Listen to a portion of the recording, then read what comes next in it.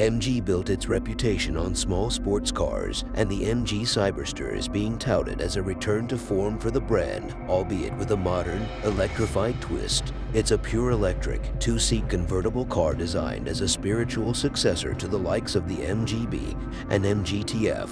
When it hits the UK market in summer 2024, it'll become the only pure electric roadster on sale, which means MG will have no choice but to pitch it against the industry's best petrol-powered sports cars. However, its £50,000 starting price ensures it won't be competing at the entry level. Key rivals will include premium German offerings such as BMW Z4, Porsche 718 Boxster, and Mercedes-AMG SL. MG is owned by SAIC, which is China's largest car manufacturer. Despite this, the company still has roots in the UK. MG operates a small engineering center at the former Longbridge Mini factory, and the Cyberster was penned in SAIC's advanced design studio in Marylebone, London. But can MG pull the same trick it did in the electric hatchback market with the 4 and build another keen driving car that can beat its established European competitors?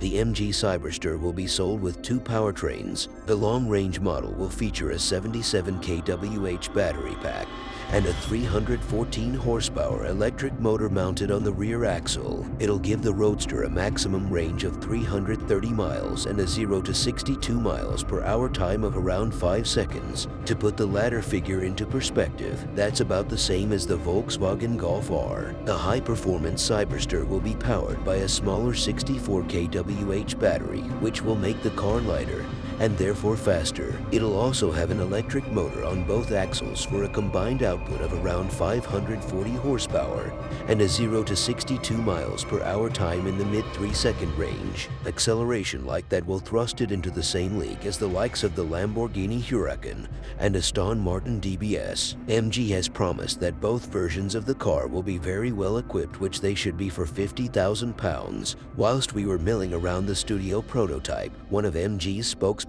told us there's no point in doing an entry version. So it's electric doors, electric roof, all the screens and all the kit. It's just a question of whether owners want to go really fast or crazy fast.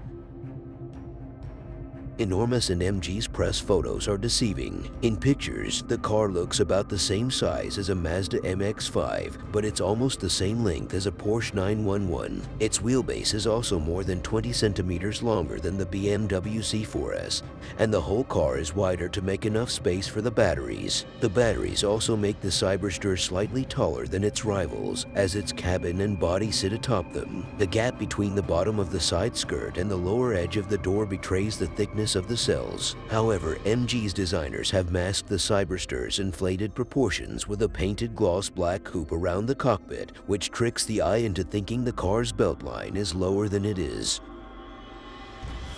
Rather sporty and quite tech-heavy, you even get scissor doors, which are sure to appeal to survivors of the max power era of modified cars. However, MG stressed that the Cyberster we saw in the studio wasn't finished, and that there would be some changes before it hit UK showrooms. That yoke steering wheel, for example, probably won't make it to Blighty. The Cyberster has fly-by-wire steering, which means there's no physical connection between the steering wheel and the front axle. Instead, the steering is controlled by servos, software, and electric motors. A similar setup will soon be available on the Lexus RZ450e. We've tried a prototype version of the RZ450e steering yoke, and we thought it would work well enough in countries with lots of long, straight highways. However, we reckon the system will be a hindrance on the UK's windy B roads. For that reason, we expect the Cyberster's yoke will be swapped for a conventional circular wheel. However, that decision will have a knock-on effect for the rest of the Cyberster's interior. The 3 screens, for example, have been designed to fit underneath the yoke. They're set low and they wrap around the driver, which means the upper rim of a normal steering wheel will obscure them. We'll withhold our final verdict on the MG Cyberster until we've driven it, but our first impressions are encouraging. If this electric roadster can expand on the MG 4 seconds engaging driving experience, we reckon it could give Europe's established EV makers something to worry about.